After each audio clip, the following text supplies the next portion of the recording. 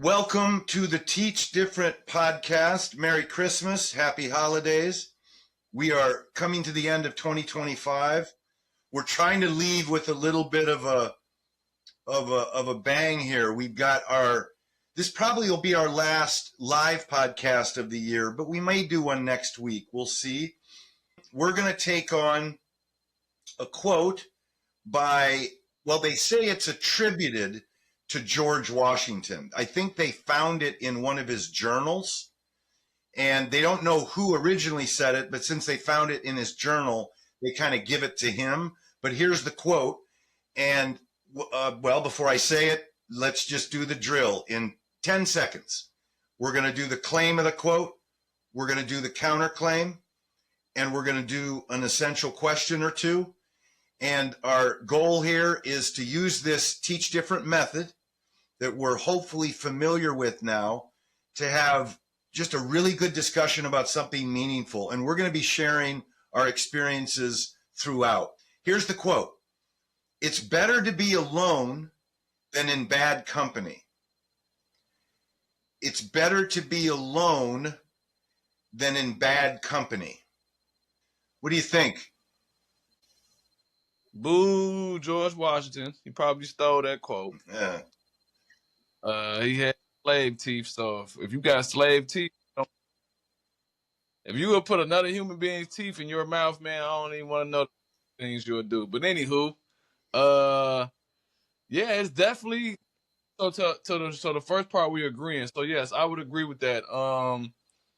In solitude and isolation, you can find out a lot of things about yourself. A lot of times when you are constantly surrounded with outer stimulation from people and influences, it could fog your mind of who you really are as a person or an individual. It could strip you of your individuality, especially if you're someone who battles with that already, like finding their own identity, and you're seeking validation from friends. If you got the wrong friends, if you're around you got a negative group of friends and you seek to them for your validation, you're only going to be probably doing negative things to get their validation. And now, before you look up and know it, you probably did something you can't go back from, or you just altered your life to a degree where you're just in a way worse situation than you were when you started hanging out with these people. And it's all stemming from your desire to be accepted, or your desire to be welcomed, or your desire to be loved. And and in that sense, it would be in your best interest to be alone, actually, and not be with those individuals. Good stuff. Because it says bad company. It's not saying it's better off to be alone in all cases. It's saying, hey, if there's a bunch of negative people in your world and in your life, and you're feeling drawn to them, or through your habits, or through peer pressure, or through not wanting to look different to them, if you're feeling that you have to be around them and do their dirt and all the things that they might get into that you don't want to be a part of, then it's a problem. You're probably better off like sucking it up and just being yourself and getting away. The thing about being alone that's challenging that people don't talk about, that I've noticed, is that everybody will say, yeah, I just want to be off by myself. No, you don't. Because that's where all the memories, that's where all your insecurities start surfacing. And then the minute you start getting that silence where no one is there to talk to you, you then run and go find someone to be with so that you don't have to feel alone anymore. I get it. I get why people are like that. I wish that more people would take that on. And I guess especially when all you have are negative influences, all you have is bad company. Like, I get it. I actually agree with the quote, right? Like, my first reaction, yeah, I agree. You know, it is better off to be alone. I think it's better off to be alone, even if there's good company. You know, I just like thinking. I just like doing my own thing. That's just me, though. When you're alone, that's when you can hear the subconscious speaking. And that's when you can see, like, the last, like, for instance, like when we around people, when we in society or just around people in general, it's like unconsciously we create a character to present. Unless you've built up your like true your true identity, and that take ego death, that take a lot of spiritual awareness, that take meditation to learn how to be in the moment, be in the now, take a lot of practicing. But unless you have that ability obtained, your average everyday life, you putting on characters to be around people, and you might not even be aware of it because you haven't practiced nowness and stillness. So you don't even know that subconsciously you being a character that your friend wants you to be. You being a character that your parents want you to be. You being a character that your coworkers need you to be at work. But when you're alone, you hear the real you. You hear your real thoughts. You hear your real feelings. You're faced with your real true self, and that character dissolves. Like it may be there for a moment, but once you go into like hours and hours of isolation with yourself, all that starts to slowly shed away. And like you said, you start thinking about your past. You start thinking about shit that you probably wouldn't even want to think about.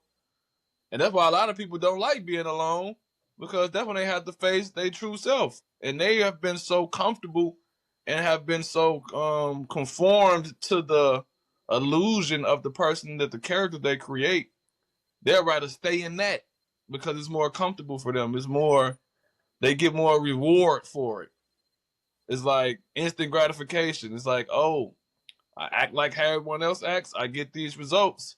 I have this false sense of happiness now. The comfort. I have this of comfort. I have this false sense of self-worth. When I have this praise. A lot of people like being around people because they feed their ego. It's like, yeah, man, you're the best. You're the best at that thing you do. And every time you come around, we always remind you how you're the best at that. But we don't know how you feel like you're the worst at this other thing.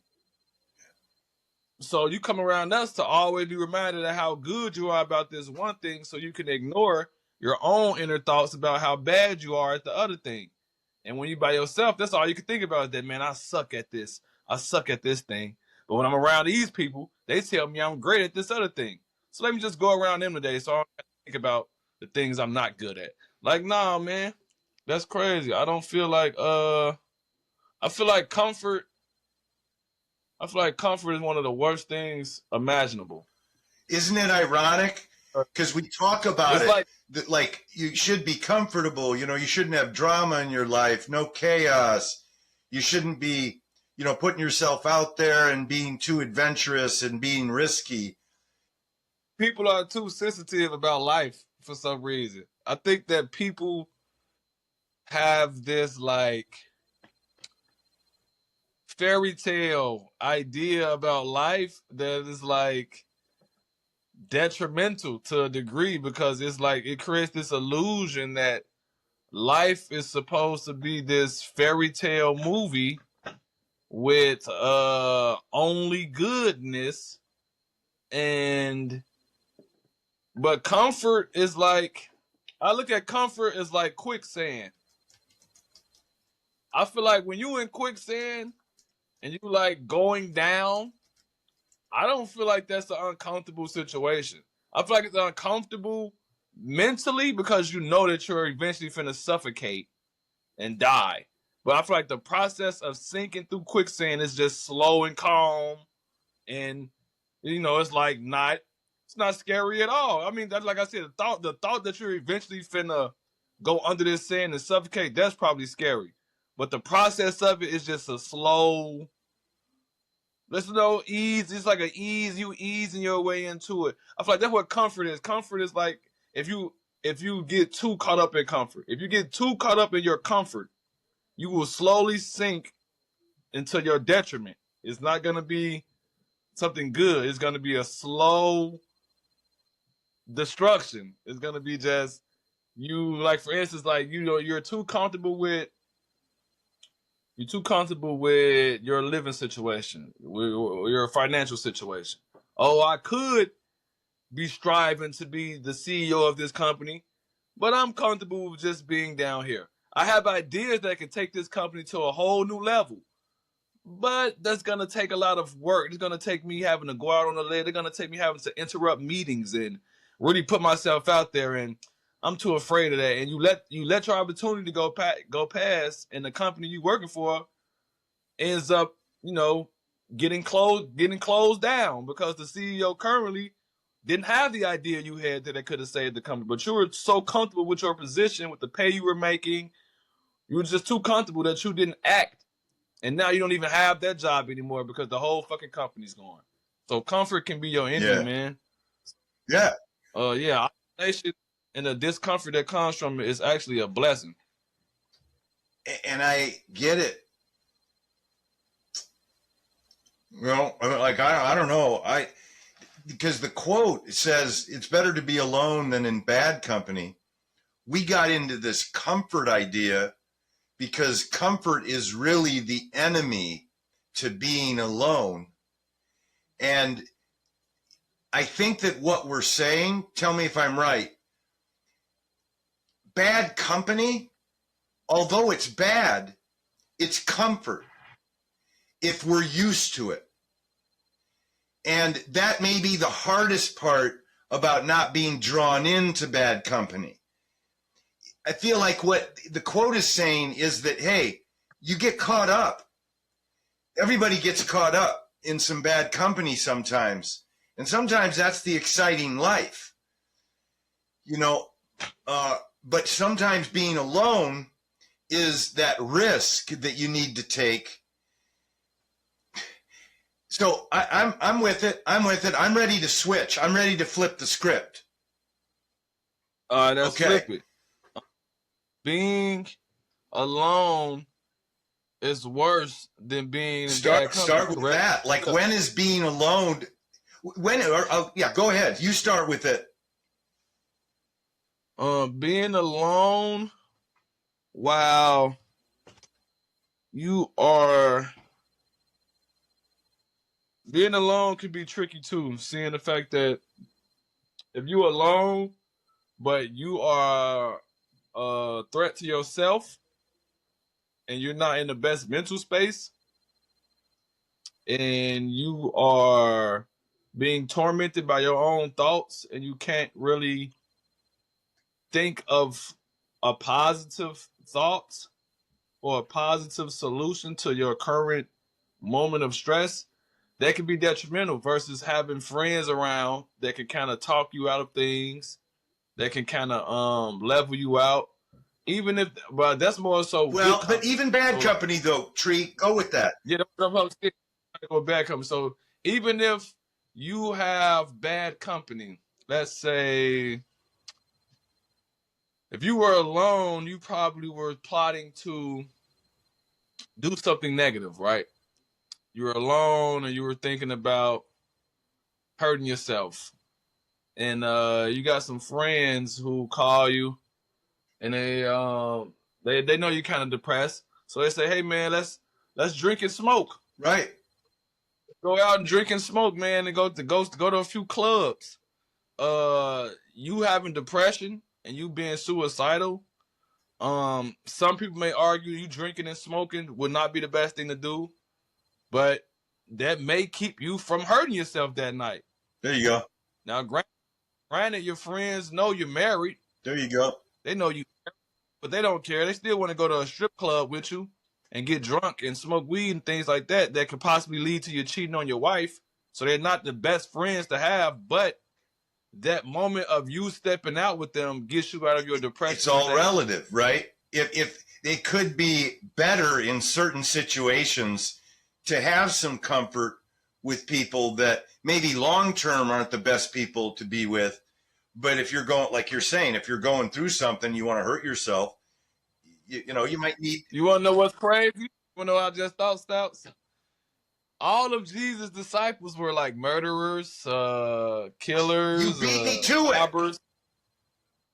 Yeah, like Jesus had the company of the worst So wait, ever. you beat me to it. Go with that. Listen, if I'm going to say it, if Jesus would have followed this quote, we wouldn't have Christianity.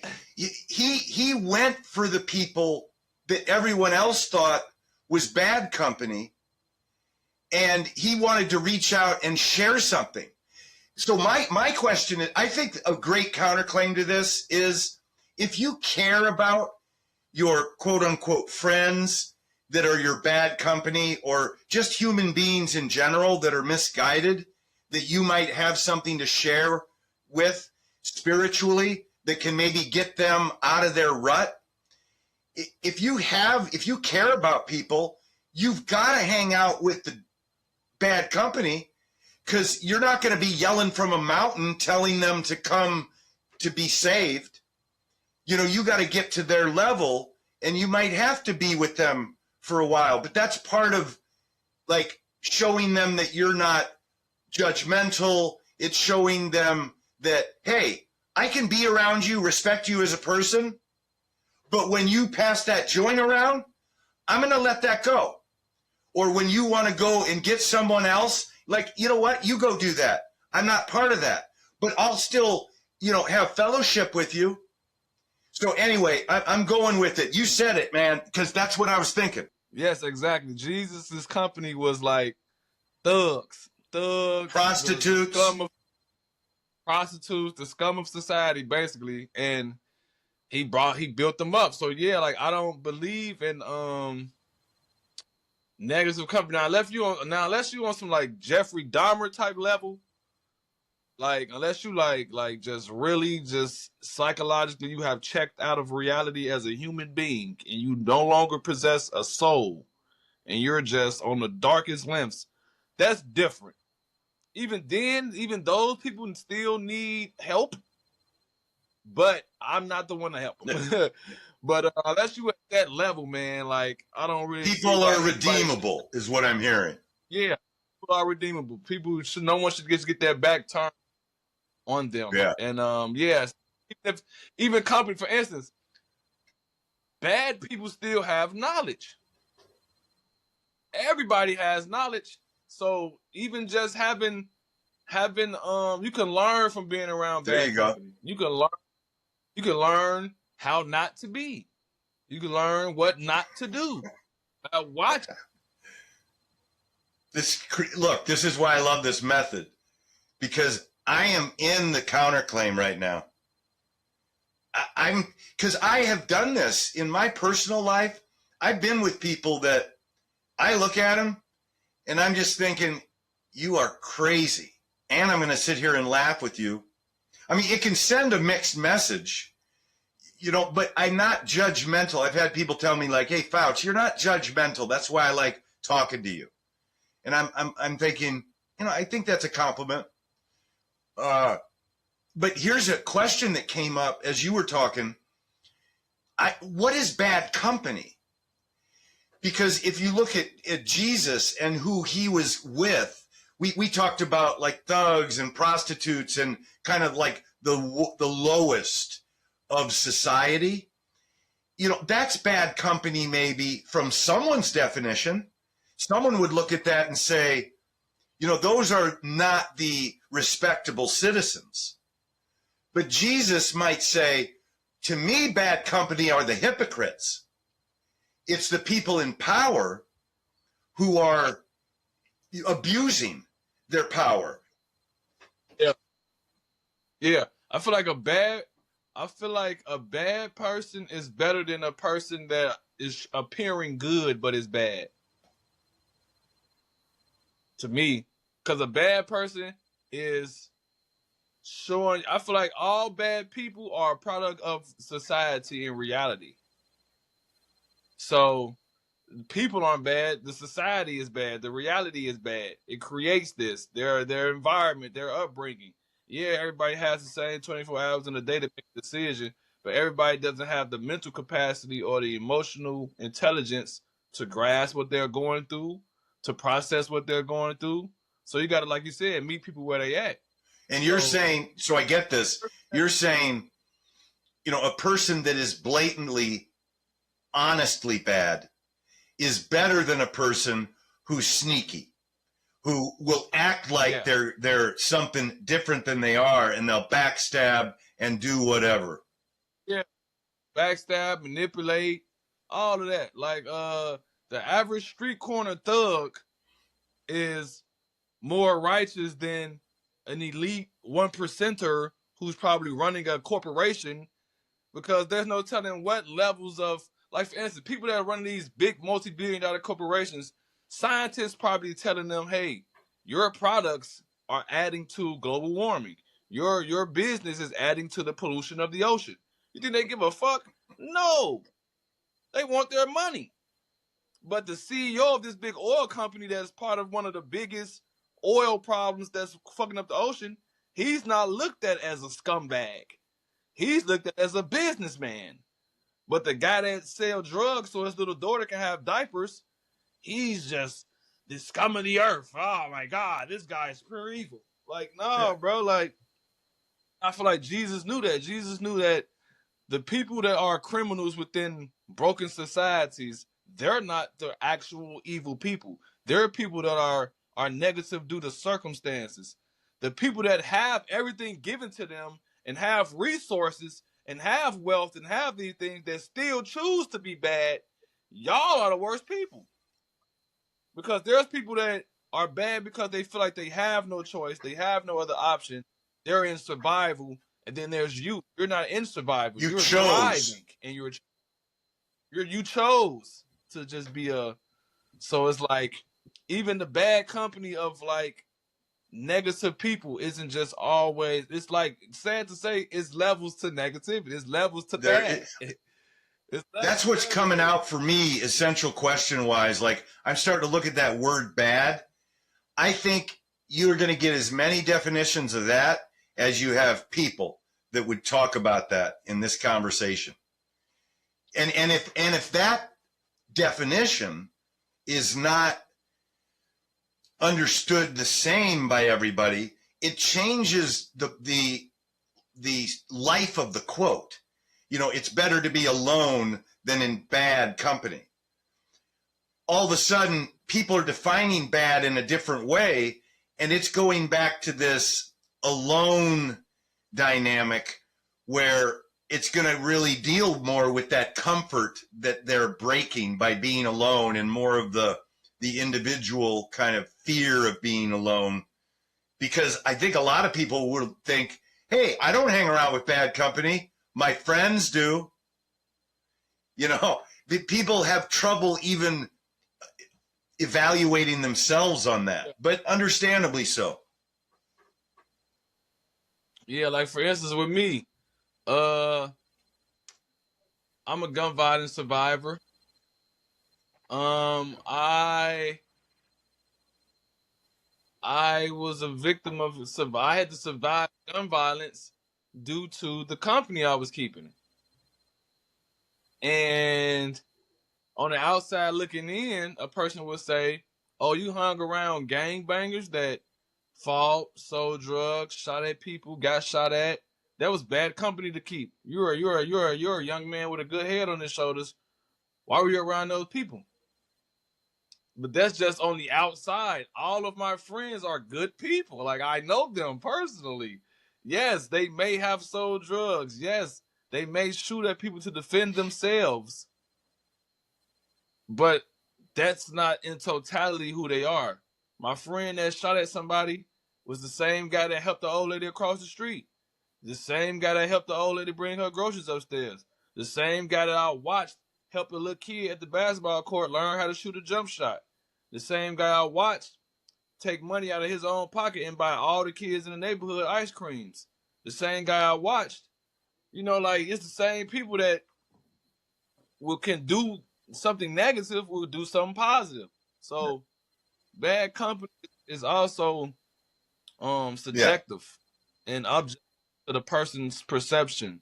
Yeah. Like, like for instance, some people say like, how do you go to prison and make friends? How do you go to jail and make friends? People go to jail and make friends in jail, and then come home and still have correspondence with those people that they met in jail. And the outside people think like, how'd you make friends in prison? There's no good people in there. You met a good prisoner? Like, how did that even? And it's like, yeah, you're judging somebody just off. Yeah, that's so bad is subjective. Alone is more of an objective word. It's easier to understand. Everybody knows what it means to be alone. The only thing I'll add on that one is I think you can be alone in a crowd. Your mind can just be not participating in what it is that's going on. And now that I say that, I think I just came up with another little counterclaim, which is this. You can be around bad company, but not be of it. You can be somewhere and not be taken in by it and controlled by it. So maybe the advice you might give someone is just kind of growing up. You got a kid and you're saying, look, you can go and do stuff with these people. I already know what they're all about. I've been there, done that. You have to make your choices along the way. And you never blame them for anything bad that happens. You've got to take that responsibility on yourself. And I trust you enough to do that. You know, so that's one way to approach, you know, if you can stay independent in your mind, I think you could be alone in a crowd. And it doesn't matter if you're in bad, good, or middle company. Yeah, that's how it was to be growing up, actually. Like, my friend group, I was friends with 2 different gangs, but I never joined either gang. But my entire childhood, I was always in their neighborhoods hanging out. But that is, of course, obviously, as we can see, it came at my own detriment, and it eventually caught up with me, being in these places. But I still was independently existing. I was independently. But that was dangerous. Is that what you're saying, Tree? Because I was about to say, did that keep you safe? But after a while, someone's going to think that you're two-faced. One of them. Yeah, no. That's what I'm saying. Like, in that type of situation, no one's going to think you two-faced based off how you were maneuvering. One, the 2 gangs, well, actually, yeah, the 2 gangs started off as rival gangs.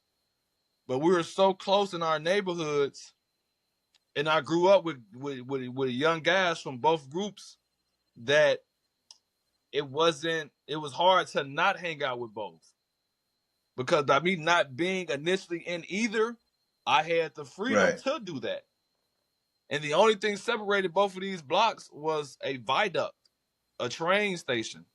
Actually, you taught at Austin. Is that Central? Austin area. Yeah, and Central Lake. and I got Lake, you. And Central and Race, like right there under the viaduct. So the Green Line train is what splits these 2 blocks or hoods in half. And as a kid, on the other side of the Green Line is the Austin Town Hall Park, the actual park, a field house. I know exactly where that is. It's without a pool, it's but it's a field house over there. Field house is a library. It's a YMCA. On the other side, where the Green Line is restaurants. It's a clothing store. I'm a kid that's in elementary school and high school around this area. The restaurants are on one side, the basketball court's on the other side. One gang is on the side with the restaurant, the other gang's on the side with the basketball court. Both gangs are filled with kids that went to my elementary school that grew up and have been now ciphered into each side, and they chose whatever side they wanted, whether it's their cousins already in this gang or they just familiar with the people, whatever. But me knowing all of them, I didn't never have to make a choice. Even while they were beefing, it's like they know that I'm neutral, so it's not like I'm helping y'all jump them, and then the next week I'm helping them jump y'all. It's not like that. So that was pretty safe. More so, it was dangerous for me or any other youth that is caught up in something like that, because the enemies of these people, the enemies of my friends, when they drive through to shoot at us, or when they drive, They don't know your to make, situation. yeah, when they drive through and jump out a truck deep to do like a big gang brawl, they don't ask, "Hey, are you really with these guys, or you just hanging out because you're their friend? Do you dislike me too because of, like them? Like, I never knew why my friends had ops, or what was the original creation of their beef with other neighborhoods. I just knew they had beef with other neighborhoods, and I just like, man, I don't know why this is going on, but I'm gonna hang around. And yeah, so to a degree, having negative company can eventually invite negativity or And bad it wasn't things. your moral choice that got you in to a situation. You were trying to stay above this. And did your situation with the violence, did it just happen kind of randomly? No one was, looking and targeting you, but you. Oh yeah, no, I wasn't targeting anything. I just it's a plethora of things that could have kind of contributed. The foundation of what happened to me is the government, the United States government, creating ghettos, creating disenfranchised communities, then flooding those communities with drugs and guns. And once you do that, it's only a matter of time before there's a me. There's a this is like all simulated cause and effects that were put in place before I was even born to transpire, actually. But outside of that, yeah, just being in those settings, it's gonna eventually bring problems, because like we were saying, my friends' enemies are not gonna ask me like, what's the level of the friendship? Like, okay, Yeah, do you really? They just know that you're down there, so I see you as I a got you. I got you. That's it. So that can definitely bring issues. I And mean, in a way, turning back to the quote as we wrap up, it's better to be alone than in bad company. You could look at a quote like that and say, well, maybe in my case, on that day, me wanting to be alone was maybe a better choice. But it's not who you are. You are who you are now because of who you were then. And it's like everything's connected. yeah, it's That like I'm sure you think about that stuff all the time. it's only yeah. I have multiple. I've had reflections on that. The first 3 years of me being in a wheelchair, that's all I did was reflect on that decision. That night I went out because I just couldn't accept that this was my new reality. So I kept playing back in my mind. Why did I get in the car that night? Why did I get in the car tonight? Why did I get in the car tonight? What if I didn't get in the car tonight? Now, 14 years later, of being in a wheelchair, 14 years, I think, what if I didn't get in the car that night? Would I ever been teaching at Austin? Would I ever met Jarvis? Would I ever became who I became? So it's like, I think that one thing I was We thinking wouldn't be about, talking. yeah, we probably wouldn't. One thing I was thinking about was that crap, I just had the thought.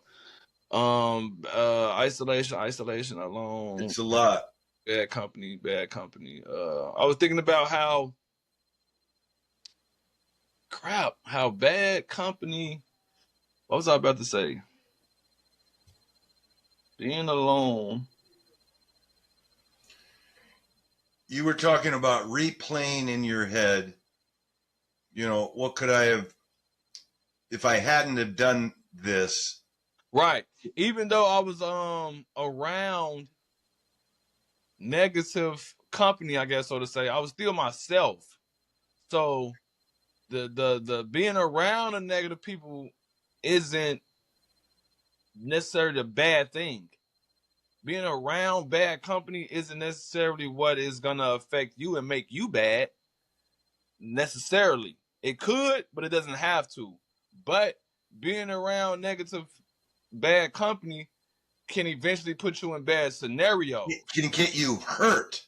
Yes, it can put you in bad scenarios for sure. Yeah. But being alone can get you hurt. You can hurt yourself if you're alone and you're not in the right mind. That's no guarantee either, right? So it's just all I can think more so. What I'm getting from that quote is build. If you build an incredible sense of self-awareness, alone or in a crowd, you will be able to navigate yourself.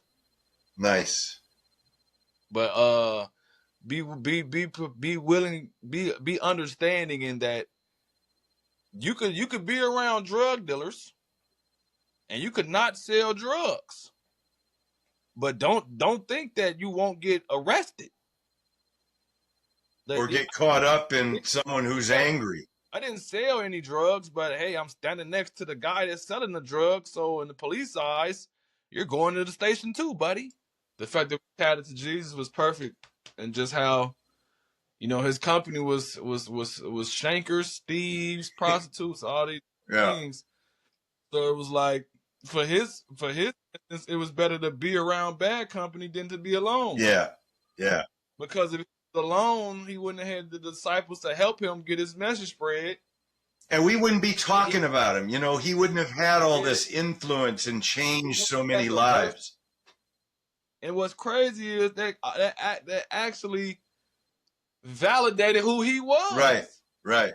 The fact that he was able to gather some of the worst people, convert them, and move around with them and do works with them, that even after he was gone, they still continued to work, being who they were. Because they didn't change who they were. Like, he didn't change who they were. That's right. I mean, he changed them like emotionally and spiritually, but they still were who they were. They still had the abilities.